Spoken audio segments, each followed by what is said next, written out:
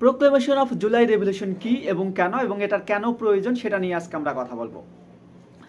দেখেন, পৃথিবীর যে কোনো দেশেই যখন বিপ্লব সংগঠিত হয়, যখন গণ অভ্যুত্থান সংগঠিত হয়, তারপরে কিন্তু সেইখানকার যে বিপ্লবী জনতা আছে তারা যেই সরকার গঠন করে তার ভিত্তিতে এবং যেই বিপ্লবকে তারা সফল করেছে সেই বিপ্লবের যেই স্বপ্ন ছিল, যে আশা আকাঙ্ক্ষা ছিল, মানুষ দীর্ঘদিন ধরে যেটা চেয়ে এসেছে, সেটাই যখন বিপ্লবে সফল হয়েছে তখন তার একটা লিখিত ডকুমেন্টের প্রয়োজন হয়।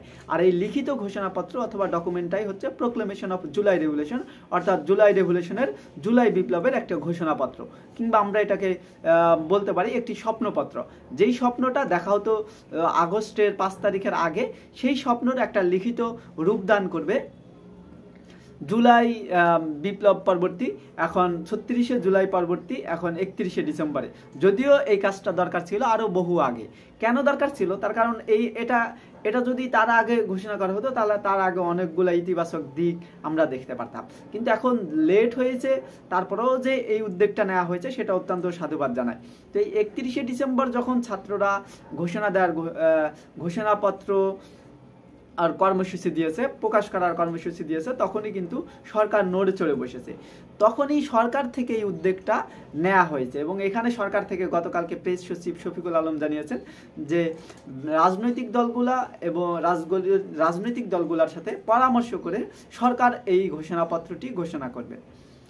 দেখেন, ছাত্ররা যদি 31 তারিখের এই কর্মসূচি না দিত তাহলে কি সরকার এই ঘোষণাপত্রটি নিজেরা প্রচার করার জন্য তারা কি ঘোষণা দিত? তারা কি বিবৃতি দিত না। তাহলে ছাত্রদের যেই চাপ প্রয়োগ অথবা আজকের কর্মসূচির ভিত্তিতে যেটা সরকার দিতে চাচ্ছে সেটা অত্যন্ত ইফেক্টিভ হবে। তার কারণ ছাত্ররা যদি এটা দেয় তাহলে সরকারের সাথে ছাত্রদের দূরত্ব হবে, ছাত্রদের সাথে রাজনৈতিক দলগুলোর দূরত্ব হবে। এই দূরত্ব তৈরি না হতে সরকার নিজ উদ্যোগে যখন এই ঘোষণাপত্রটি প্রচার করার সিদ্ধান্ত নিয়েছে, তখন ছাত্ররা তাদের কর্মসূচি পাল্টিয়ে তারা নাম দিয়েছে যে মার্চ ফর ইউনিটি। তো এই মার্চ ফর ইউনিটি মূলত জাতীয় ঐক্যের ডাক দিয়ে তারা আজকের কর্মসূচি অর্থাৎ 31শে ডিসেম্বরের কর্মসূচি পালন করবে। তো এই প্রোক্লেমেশনটা আসলেই জরুরি, যেহেতু বিপ্লব পরবর্তী বিভিন্ন দেশে এরকম প্রোক্লেমেশন জারি হয়, প্রোক্লেমেশন ঘোষণা করে। বাংলাদেশেও এটা হবে, এটাই আশা আকাঙ্ক্ষার কথা ছিল, এটাই স্বপ্ন ছিল।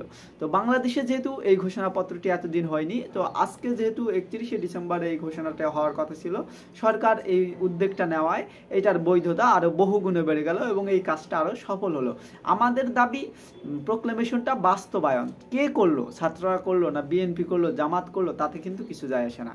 এটার বাস্তবায়ন দরকার, প্রোক্লেমেশন অফ জুলাই রেভলিউশনের বাস্তবায়ন দরকার, অর্থাৎ জুলাই বিপ্লবের ঘোষণাপত্র, জুলাই বিপ্লবের স্বপ্নপত্র, এটার বাস্তবায়ন যেহেতু সরকার করতে যাচ্ছে তাহলে সেটা অত্যন্ত ভালোভাবে হবে এবং অবশ্যই এখানে ছাত্রদের যে প্রতিনিধি আছে তারা এটাকে পর্যবেক্ষণ করবেন। তো এটাই ছিল জুলাই রেভলিউশনের ঘোষণাপত্র সম্পর্কে বিস্তারিত।